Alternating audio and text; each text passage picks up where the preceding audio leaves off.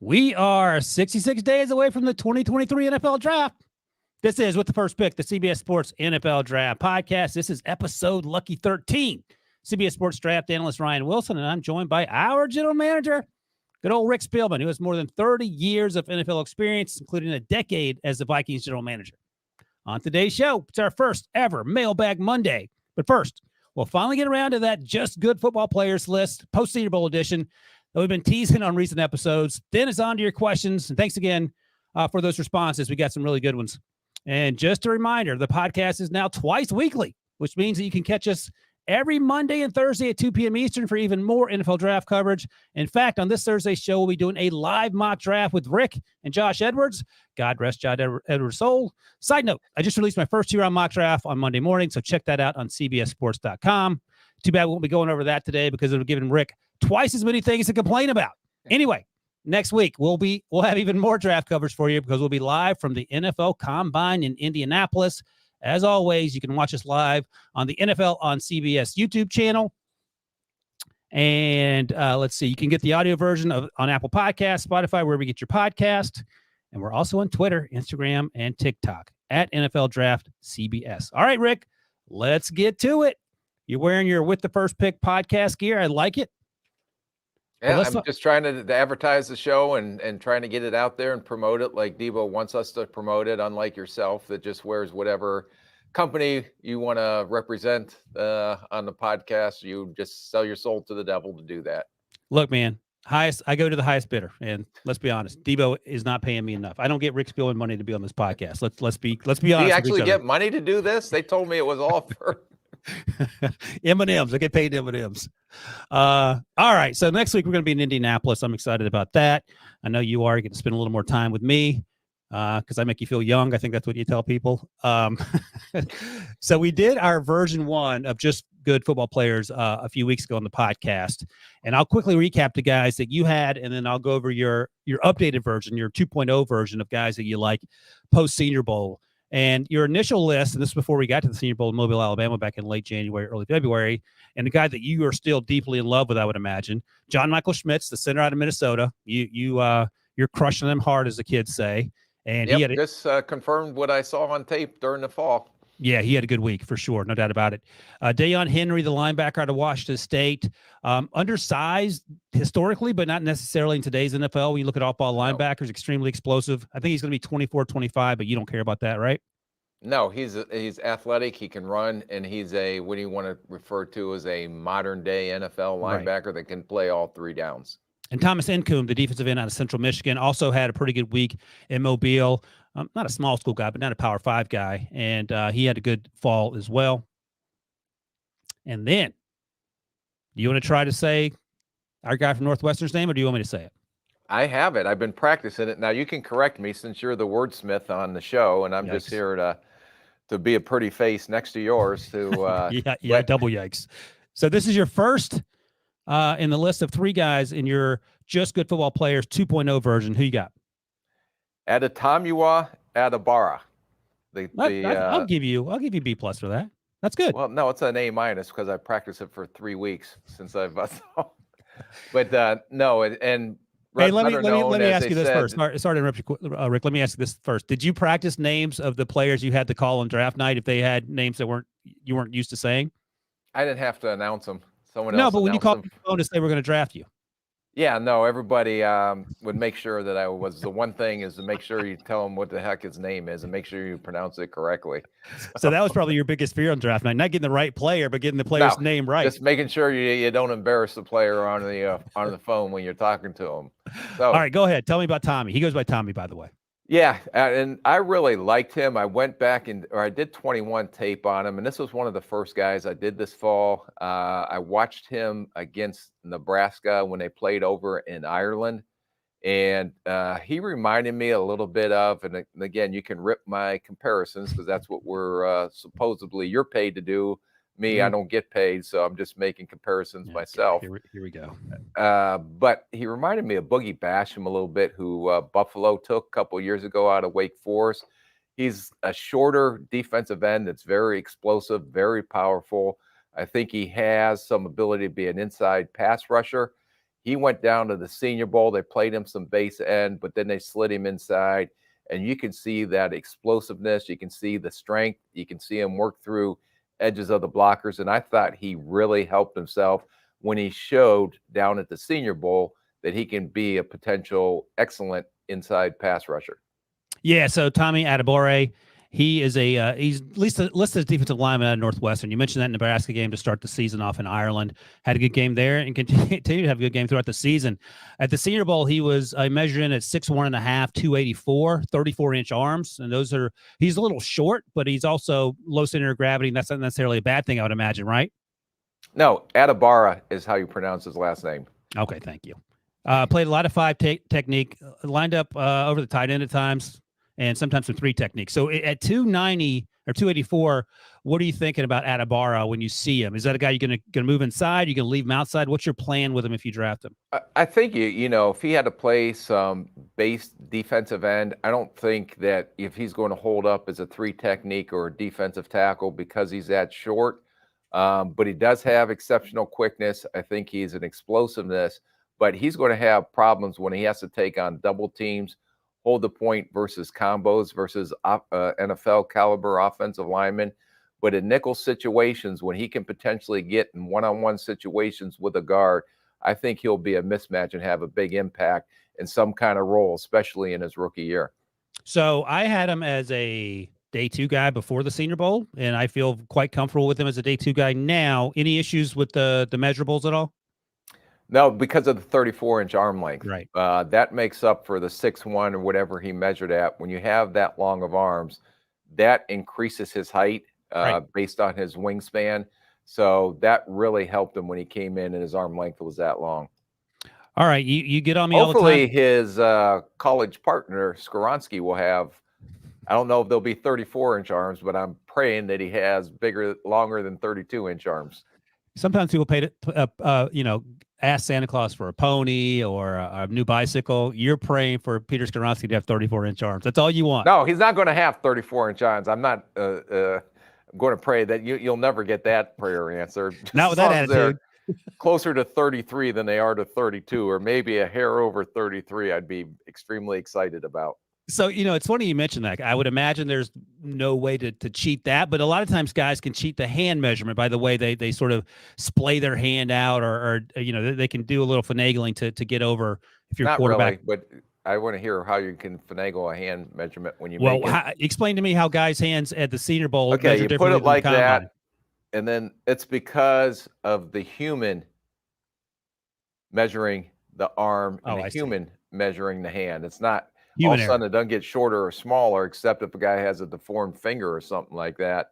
But for the most part, when there's inconsistencies in arm length and sometimes hand size, it may have to do with the person who is actually doing the measurements.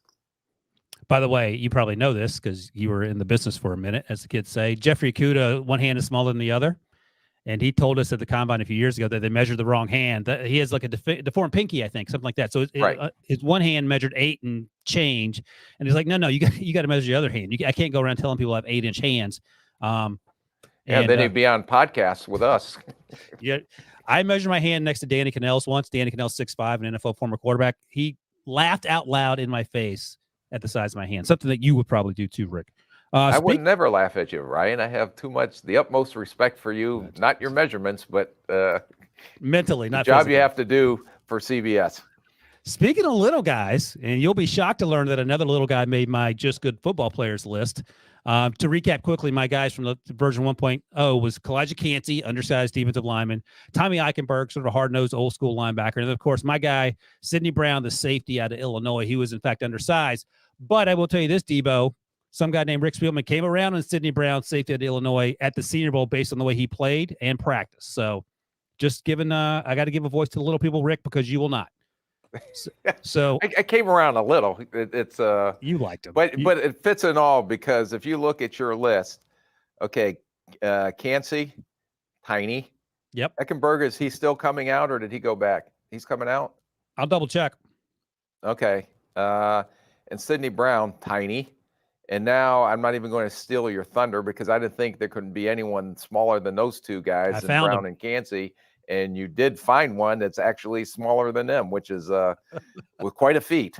Quite a feat indeed. He plays on the same team as one of my favorite players, who is huge and incidentally you don't like, Julian I Brents. did not say I don't like him. I just said that he had some issues versus Quentin Johnson, and he did kind of grow on me a little bit. I will give you credit at the Senior Bowl, where I didn't see it in person, or when I was at the Sugar Bowl, or when I watched tape on him. I just thought, and you're talking about Julius Brents, I'm assuming. Yeah, my guy, 6'4", all day long. So, Debo does inform me you are right, Rick. Once again, Eichenberg is returning to Ohio State, so that's good for him, good for that defense, and good for his just draft trying prospects. to help the show out. I think if we can get a little bit accurate on the guys actually coming out that we can talk about, that'll help the podcast tremendously. All right. Well, here's one guy that's coming out who I haven't seen his measurements yet, but the web you can't see them; they're so small. Well, here's the thing: like he's probably not in a hurry to get measured, and the school website has him at 5'6", 176. I'm talking about Deuce Vaughn, the running back out of Kansas State, and as you know, the school website typically overestimates the size and weight of their players, and you know I get it. You're selling a product. Deuce Vaughn is incredibly fun to watch. Also, I'll give you that. You tell me who at 5'6", he's a tough runner. He does all the dirty things you want him to do. He plays much bigger than he is, all the sort of cliches we use. But explain to me what role a 5'6", 176-pound running back has in the NFL, if any. Like where? Oh boy, right? That one's a little hard. Why don't you explain to me and the rest of our fans on what that means? So here's the thing: he has some kick return ability. He didn't do a ton of it. Had 7 kicks as a freshman. And didn't return kicks the last 2 seasons, so he wasn't used there. So he doesn't add anything. You're not going to use him on special teams on coverage, I would imagine, right? I mean, no, right? He's too tiny, so he has to be a running back 3, and he has to be truly special to make the roster as running back 3. So that's why I had him as probably like just a flyer late in the 7th round, or he's going to get undrafted because you have to do more than one thing if you're not a starter, and he right now does one thing well on the college level, but it probably doesn't translate. All that said, I think he's a really good football player, and he was important to that Kansas State offense, and it may not translate to the next level. And there are players like that every year, but I wanted to give him a little shout out for his performance over the course of the season, but you will not get any pushback from me that I think he should be a top 100 player, because that's not going to happen. Well, if you have that much belief in this kid, in this young man, would you say he's Darren Sproles? No. What's the difference between him and Darren Sproles? Darren Sproles offered kick return ability, and he was a little bigger. Well, I don't know the difference between 5'5" and 5'4" and 5'5.5". An inch. I think he was thicker. I'll double check, but I think he was thicker too. But he was still a day 3 guy, and he was a projection, right? Yep. And how many Darren Sproles have come along, also incidentally out of Kansas State, have come along between Deuce Vaughn and the original Darren Sproles and been good? So he was 5'6", 187. So at least 11 pounds heavier at the same size. He ran a 4.47 at the combine back in 2005, I believe. Yeah. And he was a day 3 guy. And look, he was special. You know what I'm going to do? Just because I was down at the Sugar Bowl, and I was in shock because he fits in the good football player category. There's no question about that. And he had an explosive run against Alabama too. And he has very good vision and foot quickness, and you can't see him because he's 5'2". But he is a good football player. But I took a picture of him just because I couldn't believe how small he looked compared to everybody else on the field. And if I can find that picture, we'll post it on my Twitter, just so everybody can see what we're actually talking about. Yeah, hopefully he's not standing next to Julius Brents, because I would not do him any favors. That's nearly. I did have him just to prove a point. That's 10 inches shorter. Yeah, but I think I had him standing in a huddle, and I couldn't see him in a huddle. I thought they had 10 men on the field. In fact, the official pulled up his flag off because he was going to throw for 10 men in the huddle. So he's seen this little guy come running out from underneath the. No, I'm just kidding. I was going to say that would be remarkable. All right, here we go. Let's go. So that's my guy. Let's go back to one of your guys. This guy's a different body frame for sure. Will McDonald, edge rusher. You have him as DPR. Out of Iowa State. Also, I thought flash at times in the Senior Bowl, wasn't solid from start to finish, but he's the guy that needs to add weight. But there are a lot of things to like about him. Yeah, I think he weighed in, if I'm not mistaken, at 241. Yep. So he was bigger than I thought he was going to be. He plays extremely hard on the tape. Where his issue is I think he's a athlete that is best moving forward as a pass rusher. I don't think he's a great athlete when you have him drop in coverage. I do think he has some natural speed and ability to bend through edges as an edge rusher. He needs to get stronger at the point versus the run, but I really loved his motor and his effort, and I thought he helped himself when he showed up down at the Senior Bowl. Yeah, so here's the thing: 6'3.5", 241 at the Senior Bowl, 35-inch arms. So that gets your attention. He's going to go, especially if he runs. Right, I had him middle of the second round coming into the Senior Bowl, just based on him being. Oh, that's not bad. That's actually that's very good. I'm quite excited about that projection. I'm glad you changed it after we talked about it off air. Right. Make a note, Debo. He agrees. All right, so that's your second guy. My second guy didn't get a combine invite. We talked about him last week, Rick. Bowling Green's own Carl Brooks, edge rusher in your scorebooks. The reality is he's enormous. He was 6'3", 300 at the combine, 32.5-inch arms, and they lined him up at Bowling Green. He played half of the snaps were at 5 to 7 technique, so playing over the outside the tackle or wider. And he did very little reduced, as you like to say, over the tackle or even inside of that. So I don't know why he didn't get a combine invite. We talked about that, but I think he's an absolute bull in a china shop, and I think that he can add some versatility. Now, you're not going to use him outside to pass rush solely at 300 pounds, but I think you talk about on the offensive line, the position flexibility, but his ability to move up and down the line has to be intriguing. The one thing that, and I believe, was their game, UCLA was the first game of the season where they, Yep. And so I was like watching that tape, and then I see this kid, and I've seen this like kind of doesn't look like a defensive end. He's a little thicker. Yeah. But they were playing him from a 2-point stance in some of the tape I watched. So I thought he played with some motor. I thought he played with some energy. He did not back down from UCLA at all. In fact, he made some plays that kind of caught your attention.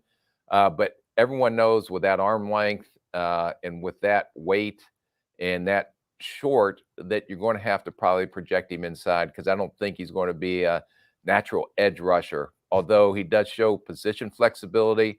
The thing that really intrigued me about him even more is when we got down to the Senior Bowl, they did slide him inside as a 3 technique, an under tackle, even putting him some, if I believe, over the center in some one-on-one situations. And you can see this guy move, and he has some quickness to him. He has some pass rush, although he is a little raw. But that is a big transition when you slide someone inside, because all of a sudden you don't have as big of an area and not as much space to work in as you do if you're an edge rusher. And he seemed to adapt and got better and better each day down there at practice. Right, and that's something that teams will certainly take into consideration. All right, I'm going to throw this comp out here. You can do with it what you want. So I just checked the numbers to make sure. He's pretty close to LJ Collier, who was a surprise. I don't know if you thought he was a surprising first-round pick back when the Seahawks took him back in 2019, but yes. LJ measured 6'2.5", 283. He did have 34-inch arms. I think that Carl Brooks is a better player than LJ Collier. Yeah, and Collier, I don't think had a stellar NFL career. But he did show up when he was down at TCU, and everybody projected him to be a little bit of an inside pass rusher. I can see that a little bit, but I think this kid, I really liked his motor and the energy that he played with. I thought he played hard. And usually if you get guys that can play hard and you don't have to coach that, then they'll develop the rest of the technique and the rest of everything that goes into making these guys good football players. All right, next on the good football player list, your number 3 guy, Steve Avila, who played on the interior offensive line, mostly guard at TCU. He flashed throughout the season. Huge body, 6'3", 332 at the Senior Bowl. His measurements, 32.5-inch arms, just a hair longer than that. That gets your attention in terms of him staying inside. I think he took some snaps at center as well. I can't remember at the Senior Bowl. Yes, he did. So tell me about Steve Avila. I just loved his position flexibility. I don't think he is a great athlete out in space, although he does play on his feet. Rarely do you see him on the ground. But I think with that size, he's an inline mauler that plays hard. He tries to finish. I thought he was very good in pass protection in the one-on-one drills down there. Tough to bull rush him or have a defender go through him, and he does not get collapsed into the pocket or into the quarterback's lap. I saw him down there at center, and he did some one-on-one drills and some drills at center as well, which gives him huge position flexibility. I think this guy has a legitimate chance to be a day one starter as a rookie, and I thought that was verified after we saw what he did down at the Senior Bowl. So I had him as a sort of a third-round guy before the Senior Bowl, and that may change after we get done with the Combine. But going into the Senior Bowl, I liked his tape as a day two guy. Does that seem reasonable? Yeah, no, I agree with you there. I don't think he's a day one guy by far, but I think when you're trying to find, because it's not a great offensive center class, and when you have some of these big guys that are athletic enough to play both guard and center, that I think that is going to push them up the board a little bit. Yeah, I think you're right. All right, let's go to my last just good football player. Another guy, Rick, didn't get a Combine invite. We talked about him last week as well. Marty Mapu, we saw him one day at practice, Sacramento State at the Senior Bowl, safety out of Sacramento State, but they had him playing doing more linebacker drills, and he looked as comfortable as if he had been playing linebacker his entire life. They lined him up all over the place at Sacramento State. He played in the slot. He played over the tackle. He sort of played that lurker robber position. And sometimes they lined him up as a 7 technique. Sometimes he did line up in an off-ball position. So he was sort of a jack of all trades and master of a lot of those trades, if you will. He measured 6'2.5", 217, 33.5-inch arms, if you care about such things, for linebacker / safety hybrid. I like the fact that he played with his hair on fire. I like the fact that he came downhill with purpose and wouldn't be afraid to punch in the mouth in terms of the fall tape. And it was very aggressive. In the one practice we saw him, he has the ability to cover guys in space, tight ends, and running backs. I like a lot about him. I was sort of surprised he didn't get a Combine invite.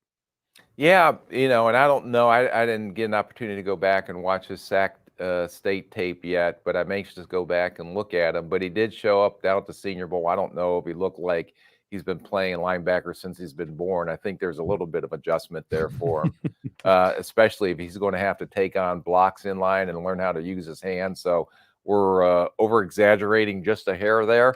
Well, let me ask you this. He's 213, so you can't play off ball at 213 anyway, right? As a safety? No, I mean, if he's 217, he can play stack linebacker if he continues to grow. But what I think this kid is like Neal, kind of who was a hybrid strong safety, has bounced around the league a little bit, that came out of Florida a few years ago. Dan Quinn converted him to linebacker, so he's like a will linebacker.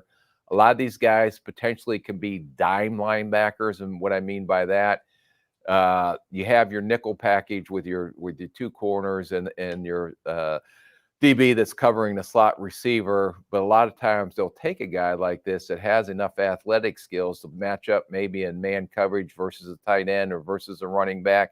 So you refer to him as almost like a dime linebacker.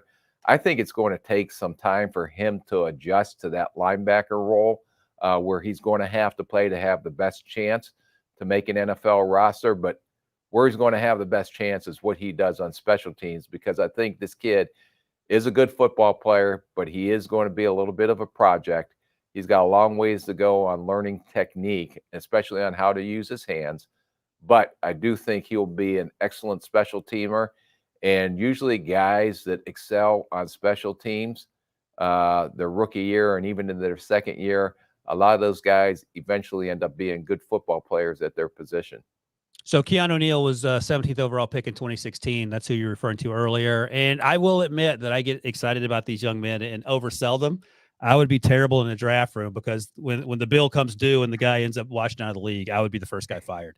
So it's good to have the voice of reason here, Rick. Some people confuse that for being a curmudgeon, but you're being a realist, and I give you credit for that.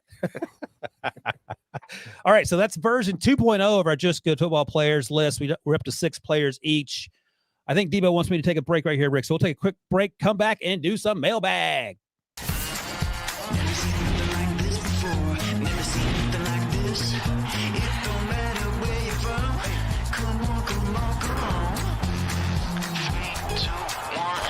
Disco. You can feel the madness.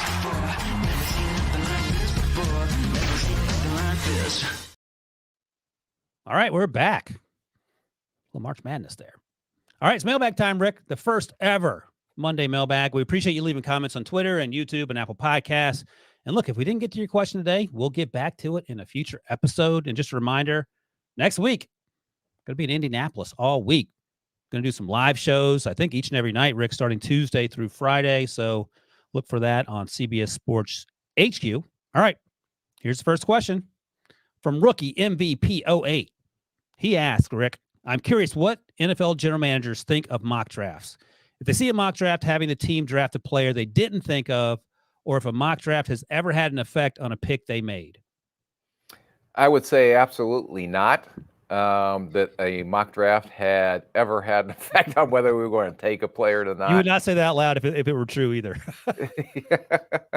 No, I can guarantee you that, true or untrue, that would never occur, I think, with any general manager to take a player that the mock draft had. But the reason I say that, I thought mock drafts were kind of interesting because you're getting all these expert like Ryan Wilson. I'm privileged and honored just to be on a show like him with him, just to learn about this whole process of the draft and everything.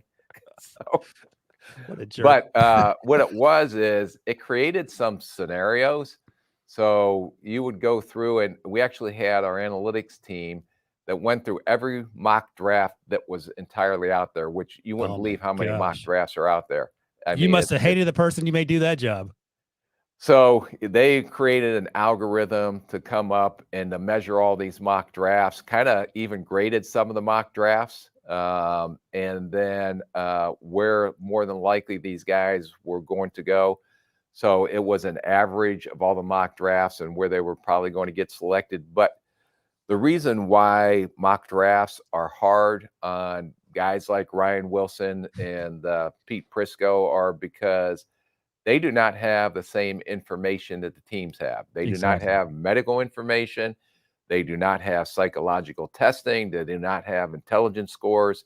They have not sit in an interview. And when you sit there and watch tape with a player and trying to have him explain why he's doing this on tape or why they were doing this, they don't have all the background information and the private investigation that a lot of teams will put resources towards to make sure you understand who's coming in the building. So there are a lot of other ancillary things that will never be made public, will never be made to the media, but teams will have all this information. So you never relied, or I never relied, I don't think any GM ever relies on a mock draft except for some exercises. Okay, if Ryan Wilson's mock draft, which not this last one, maybe the earlier one, which is a little bit better, we'll get it better as we go forward. Right. But if this happened, who would we take if this was left on the board and we were picking? So it kind of gives you a little bit of guidance and maybe some scenarios to go through.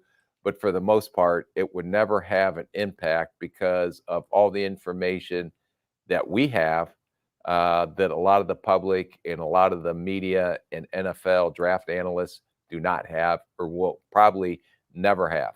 Yeah. You know what? That's a couple important points there. It is not surprising that you don't consult mock drafts as a guiding light, but it is also not surprising that you do in-house mock drafts just to get an idea of what draft night might look like in terms of trade scenarios, in terms of what other teams in front of you might do based on what your needs are. And finally, your last point is probably the most important one. The media has no idea about the injury history in large part, the evaluations that you do, the sort of the psychological stuff that you guys do. And that's part of the reason, I try to reach out to folks in the league and that I have as sources who will tell me sometimes, well, this is something that you don't know about this player. And that's the whole point. The whole point is to try to be better than just your average Joe media mock draft guy. And it's not easy, but to your point, I will never have the resources of the Minnesota Vikings, for example, because I make minimum wage and the Minnesota Vikings are a $100 million organization. All right. Next question. Yep. And that was good. Thank you for agreeing. And that was a good question. Thank you for that, rookie. All right. JV Swaps asks, How much does personality, character affect the draft stock of prospects at the top of the draft? How do you evaluate that as a scout or general manager? Yeah, this is kind of just building off of the question that we just answered. Every team has a different tolerance level of what they will accept from a character standpoint, what they will accept from a medical standpoint.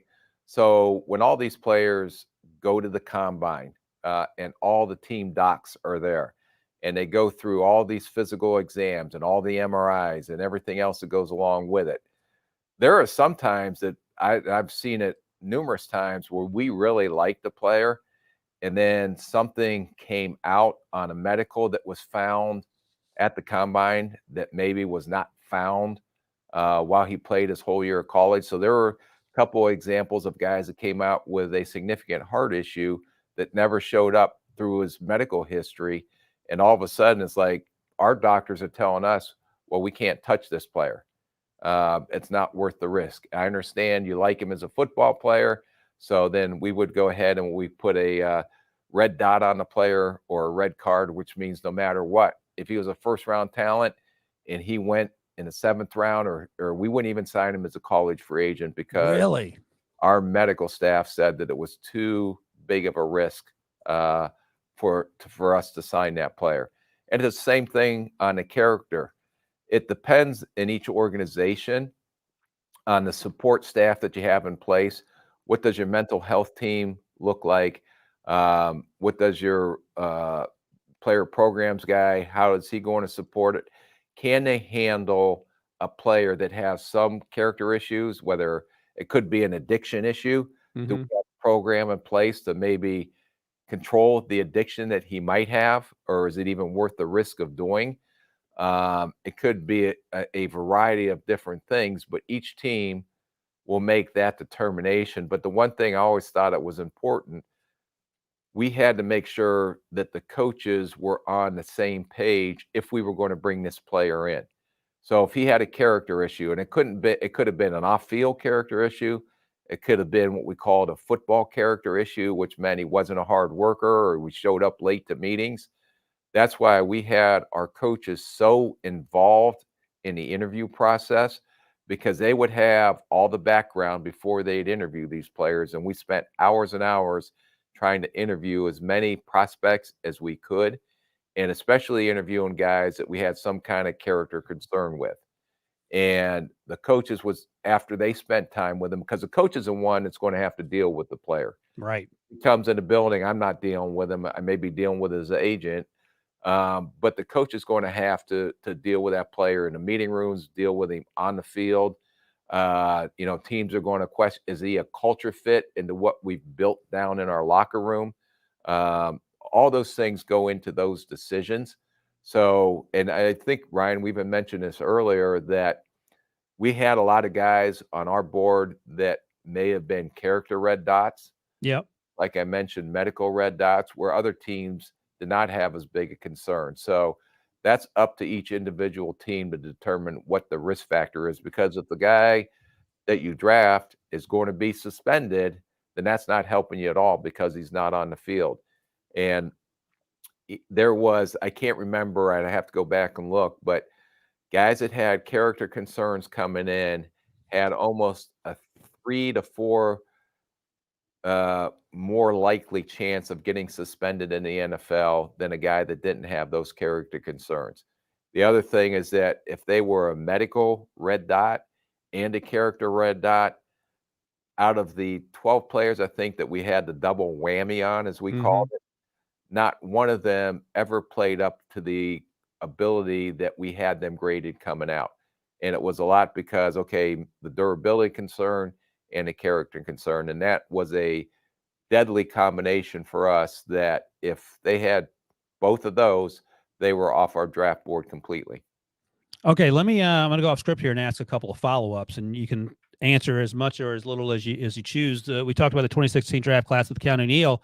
A perfect example of this, and I don't know if you knew ahead of time or not, and you can say it or not say it, but the Laramie Tunsil thing came down. It was like a live reality show just before the draft. His dad released, or his relative released, a video of him allegedly smoking pot with the gas mask on or whatever that was. I don't know if it was ever confirmed. But it seemed to drop him from a top 5 pick. He lasts until 13 to the Dolphins. He's had a really good career. I don't know if I haven't heard anything. I haven't been asking around about any sort of locker room issues. By all accounts, he's doing what he's supposed to be doing. Was that a surprise to you? You can answer, choose not to answer when it happened live. And would you have taken I think him? a lot of teams were taken back because I don't think anyone's seen that video. So all of a sudden it was like, what the heck is this? And no one, to my knowledge, unless someone else, and I don't know if they did or not, had knowledge of that video coming out and what was on that video, if they addressed it with that player. Because if there are things on their social media, videos like that, wherever they pop up, that those are the things you want to definitely address when you're interviewing the player or going through this pre-draft process. The other thing is, if it happens like it happened, I believe on draft day, right before the draft started, right? Then all of a sudden you have your owner looking at you, and he's saying, "Well, how are we going to sell this to our fans?" Right. And this guy, and that's a whole nother layer to peel back on. Okay, I have to go down there and do a press conference. This guy just was smoking marijuana or whatever it was with a gas mask on. How do I go down there and explain it to the media? And that's a difficult one. Oh, yeah. I'm laughing. I'm laughing because I'm thinking if you had the opportunity to take Laremy Tunsil, you'd taken him, you should have done the interview with the gas mask on. That's the best way to approach it. That's my PR advice to you. So that's the math you're doing in real time. And if you're watching on YouTube, Devo just pulled up the 26 draft class that you're trying to figure out, because I would imagine as a football player, Laremy Tunsil was rated very highly on your board. Yes, but as a general manager, unlike mock draft guys like me, you have to consider the entire story, not just the fact of how he's going to play Sundays from 1 to 4 every week. And you can't, as a general manager, and you have the final say in the draft, oh, okay, we're going to take that guy, without directly having communication with your owner, who's usually sitting right next to you. And you got to ask your head coach, listen, this guy, I know how talented he is. Do you want to deal with this situation or not? Mm-hmm. And a lot of times, if coaches aren't buying in or don't want to deal with that player may have a less likely chance of having success if I can't get, or the general manager can't get the buy-in, especially from the head coach and the coaching staff. Right. All right. That was a good answer. Thank you for your frankness. All right, let's go back to the originally scheduled programming. This is from Dino. And this might haunt you the rest of your days, Rick. We'll see. Do you think Will Levis should be taking over CJ Stroud? As of today, absolutely not. And what could possibly change? Huh? Nothing. Okay, go ahead. So you may disagree with me, Ryan. So you can counter me if you think that Will Levis should go ahead of him. I don't know what you're thinking. But I said absolutely not. CJ Stroud was just a better player this year than Will Levis was. It's just evident on tape. And then you see what CJ Stroud does in the bowl game against a pretty good defense, an NFL caliber defense in Georgia. And all of a sudden you see him, and we've talked about this. Now you can see that he can definitely make off-schedule throws and make some plays with his legs, what he didn't show during the season. But I thought he did a better job not making as many poor decisions as Will Levis did. Will Levis, and going into the season, I was extremely high on Will Levis, and I still am. I think he has all the physical traits, the arm talent. They say he's smart. I wish he becomes a better decision maker. One of the things that I would definitely ask him, although I got a whole checklist here that we can, I know won't have time to go through, but what is he processing, or what is he seeing to make that type of throw, or to make that throw that was ended up being an interception? I see the physical traits. I see his ability to make plays with his feet. I could see the Josh Allen comparisons, and a lot of people are comparing him to the Josh Allen type because he has a bazooka for an arm. But why didn't he play as good this year? And is he an excuse maker, or what's he going to tell us why he wasn't as good? But the most important thing to me is and I never had a question of this, because I've seen him, and when he's banged up, and he got beat up pretty good this year because he took a lot of shots, but kept coming back, kept playing through injuries. but all of a sudden, he didn't play in the bowl game, didn't show up down at the Senior Bowl. And if it was a legit injury, I completely understand that. But if you are healthy, and if Will Levis was healthy and had an opportunity to go down to especially at the Senior Bowl, although I don't agree with players opting out of their bowl games, but that's a whole nother discussion that me and Pete and you can get into on a different podcast because that'll take forever. But if he had an opportunity, because the spotlight would have been on him down at the Senior Bowl. Yeah. I mean, with a collection of quarterbacks that were down there, he would have definitely been all eyes on him. And if he was healthy, I'll preface that again, and didn't show up, that was an opportunity to show that, hey, I'll go out and compete. Just throw the ball out there, as I like to say, on the playground. Let's see who wants to go play. But he had an opportunity to really separate himself down at the Senior Bowl or potentially close the gap, which I think there is a gap right now between Young and between Stroud and between Levis.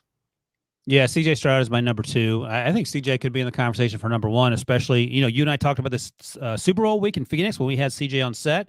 It's rare that a quarterback comes in the final game of their career in a bowl game and changes your opinion about him, but that's exactly what C.J. Stroud was able to do in the way he played.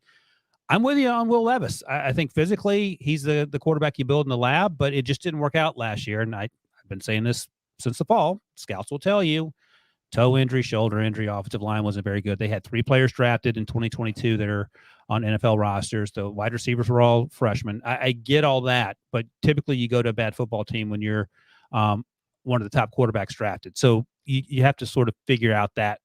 How does that look? You forgot the other excuse about new offensive coordinator, too. New offensive coordinator. That's right. Yeah. Thank you. That's the other one.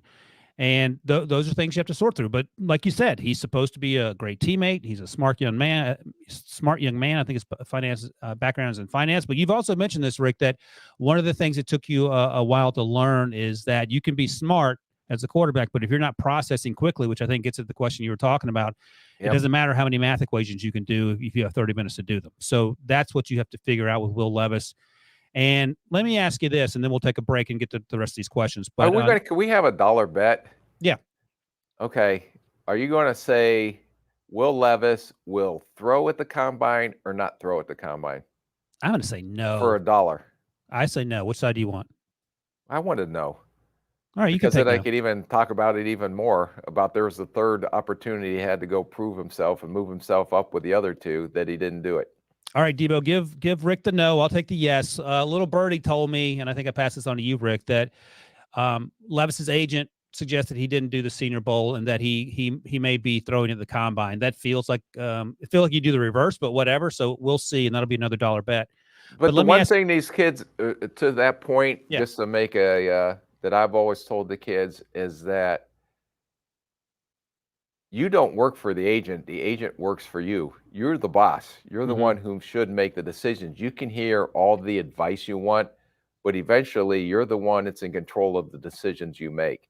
So they can tell you X, and if you want to go do Y, that's who you are. I mean, that's especially at the quarterback position. I don't want an agent telling a quarterback what to do. I'd rather have the quarterback be in command and let the agent know. Now, the agent will say, well, I know this. I've been doing this for X amount of years. This is what happened with, Bobby Schikowitz and all the other quarterbacks that we had coming up through the draft. No pun to Bobby Schikowitz if he's out there, or no disrespect. But this is how I've had success with the quarterbacks. So it'd be interesting to see it if Debo and our crackpot research team can go back and look at the quarterbacks that threw at the combine and the quarterbacks that elected not to throw at the combine and see how that impacted or did not impact them in the draft. As I tell my 15-year-old son all the time, Rick, you have freedom of choice, but not freedom of consequence. So do what you want to do, but there might be repercussions. All right, let's take a quick break, and then we're going to do a little speed round Q&A when we get back with the old mailbag. Meanwhile, on Paramount Mountain. Okay, we have the northern face, the southern face, and... The Sylvester Stallone face. Of course. Hey, how you doing? How you doing? Is that Dad? Yeah. No, don't sneeze. Dear God, no. Hold it. Hold it. Don't do it. No! Gesundheit. Thank you. You're welcome. All right, we're back, Rick. Let's do we're 45 minutes in. Let's see if we can see what we can do in 5 more minutes. So I'm gonna have to ask you to be a little more concise in your answers. This ain't Not like keep doing it like I'm doing a press conference. yeah, don't filibuster until all the reporters fall asleep. They get tired of asking questions. All right. This is an easy one, and I like this question a lot. This is a great question from @NewLookRaider. Thoughts on Darnell Wright, who's out of Tennessee, being the top running. God, I can't read. He's a right offensive tackle. Right tackle, excuse me. Thoughts on Darnell Wright being the top right tackle in the draft? We saw him at the Senior Bowl out of Tennessee. What do you think about that? Yeah, I thought he made one of the biggest jumps from his junior tape to his senior tape this year. He had a very good Senior Bowl, but my top right tackle is DeJuan Jones. And I say that because I thought he also made a tremendous jump from 21 tape to 22 tape. And both of these guys continued to improve through their 22 tape. Both of them went down and showed up and played well in the Senior Bowl practices. They had a good week. But I went with DeJuan Jones over him because I think DeJuan Jones just has unique size that you just can't find. And they're both right tackle athletes, but I gave the advantage to DeJuan Jones because he moved better than I thought that I saw on the tape in 22 when you watched him move live in a one day on the one-on-one drills that he did participate at the Senior Bowl. So I would have had DeJuan Jones right ahead of him, but I think that Wright also made a significant jump from his 21 to 22 tape and maybe butt up right up against him. So it'll be interesting to see how the rest of this process, pre-draft process, stacks these two. But right now, Jones over Wright for me. Yeah, pre-Senior Bowl, I had DeJuan Jones as an early second rounder, and I had Darnell as mid to late second round. And those obviously changed, but just sort of a mile marker before we got to the Senior Bowl. Darnell was 6'5", 342 with 34 and an eighth-inch arms, at the Senior Bowl. So he checks every box, and I mean, he moved pretty well for 342, and he's only 30 pounds lighter than DeJuan, which tells you what DeJuan's talking about there size-wise. All right, this is from Tilly6. Tariq Woolen obviously had an amazing rookie campaign, which is even more impressive given the fact that he was a 5th-round pick, and also he was a converted wide receiver. If you had to pick one player in this year's draft class that will most likely be a day 3 guy, but have the most potential to have an impact like Woolen, who would it be? Well, I'm anxious to hear your answer to this after I give you mine. All right. But I think a lot of it will depend on the pre-draft process. I think there'll be some day 2 guys that fall into day 3, whether it be something medical or character that pops up that are going to be impact players. But if I had to pick one of mine, we haven't gotten through all the segments of just good football players, is that Eric Gray, the running back out of Oklahoma, reminded me a little bit of Pacheco in his run style. He is a violent runner. He's twisting, fighting for extra yards. The difference is Pacheco is a little bit of just one cut and then just head up the field, and he has excellent speed when he gets up in the open field. But Eric Gray is a little bit more elusive. He's a little bit quicker twitched when he does make a cut. He can go from 0 to 60, but his 60 levels out once he gets at the second level. But I was really impressed with how violent this kid runs, and it reminded me a little bit of the same violence that Pacheco runs. And usually a running back can rely, especially as a rookie, on their natural instincts as a runner and as they learn and grow into the offense. But most of the running backs that are drafted, we saw Walker from Michigan State have a big year for Seattle this year, but a lot of those guys can just plug and play because they can rely just on their natural athletic skills. I'm going to go with, and this is a deep cut, I'm going to go with Lonnie Phelps, who showed up at the Senior Bowl out of Kansas, an edge rusher, but he was there for special teams purposes. That's why he got the invite. So he's a great special teamers, number one, coverage guy, number one. But he actually flashed during the practices, and he flashed more than I expected. He came in at 6'2", 251, 32-inch arms. So, he doesn't check every box physically, but he makes up for it with his motor. Now, in terms of surprise productivity next year, maybe we're looking at a James Houston type. Remember, he was drafted by the Lions, and he was a situational pass rusher, and he certainly flashed when given the opportunity late in the season. And maybe you see those sorts of opportunities taken advantage of by Lonnie Phelps. He's not going to come in and be a guy that starts every game and gets 15 sacks. He may not even get drafted. We'll see, but he feels like a day 3 guy. You draft for special teams. You have some injuries in front of you along the defensive line. And he goes out there and balls out. Hey, getting better at this. That's pretty good. There we go. Look at that, Debo. Look at that. And by the way, Debo notes, we just talked about sleepers here in this question. In a future episode later this spring, before the old draft, obviously, we'll be doing a sleepers episode. So look out for that. We got you covered. All right. This is a tough one. The Bears. Salamentino. Got it. Thank you, Vincent. Should the Bears, Rick, trade Justin Fields since Bryce Young is clearly the far superior prospect? And I will just qualify that by saying that they still play outdoors in Chicago. Someone mentioned in the comments when we talked about that the other day that they are going to build a stadium in Chicago. Unless they're building the stadium this week, it ain't going to affect whether Bryce Young or Justin Fields or anyone else plays there. No, I would say absolutely not. And the reason I say that is you know what you have in Fields. He's progressed from year 1, showed a little bit better. He was much better in year 2, particularly because he's such a phenomenal athlete with his legs. He improved as a thrower, but he still has a ways to go. But can you imagine if you traded away Justin Fields in year 3, he hits it like Hurst hit it this year, or like even Tua hit it this year? How sick are you going to be? And then you're going to go with another young quarterback who I'm a huge Bryce Young fan. But all of a sudden, then you're starting back over from scratch. And then who in the heck is going to be around Bryce Young to give him a supporting cast? Because I don't care what quarterback is in there.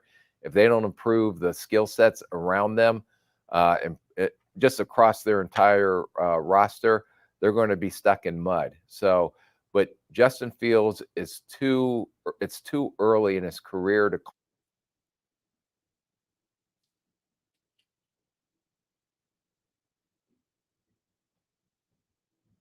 Oh, Rick, we lost your audio there. I don't know if that's just me or if that's the yeah, I think we lost your audio. All right, so we'll keep going. That's all right. As long as you can hear me, you can answer the question and we'll just pretend. I'll ask you one last question, then we'll actually get out of here since we have audio issues. And I sort of know the answer to this question, and I think it's a funny question. It's from Neil Salmon 71. So, Rick, when's your first mock draft coming out? I can hear you now. Perfect. Go ahead. Yeah. I have not been instructed nor paid to do mock drafts. I am not in the same category of importance at CBS HQ and CBS and all the podcasts that Ryan and Pete are, but I just hopefully continue to aspire to get up to that level someday so I could actually do maybe a mock draft. Yeah. I'm not volunteering to do a mock draft because apparently some of these that you have to do are just like, I don't want to get yelled at again. Well, unless you're yelling at yourself. I don't know who'd be doing the yelling because that's who's typically yelling at me. And by the way, in case I haven't said this before, I spent the last 2 weeks with Rick in Phoenix and before that in Mobile, Alabama. And this man has a sob story like you've never heard. He's rubbing 2 nickels together. He's homeless. He doesn't have a job. So as I told him frequently, Rick, we are praying for you and hopefully things turn around. I don't know. You might be destined for this life of being poor and, living from paycheck to paycheck, but it will be thinking about you. We'll start a GoFundMe and hopefully. Well, it is. It's a with the first pick at Rick Spielman GoFundMe page. Just help out. Just trying to make a living. He's just trying to make a living so he can play more than 4 rounds of golf a week. We understand, Rick. All right. That's it for the latest With the First Pick podcast. We'll be back Thursday. We're going to do a little live mock draft with Rick, of course, and Josh Edwards will join us. I'll be there. And then next week we'll be in Indianapolis for the NFL Combine. And we'll get to more of these questions as we go through the draft process. So keep sending them. And if you sent some, don't worry, we will get to them. But for now, that's Rick. I'm me. We'll see you guys Thursday.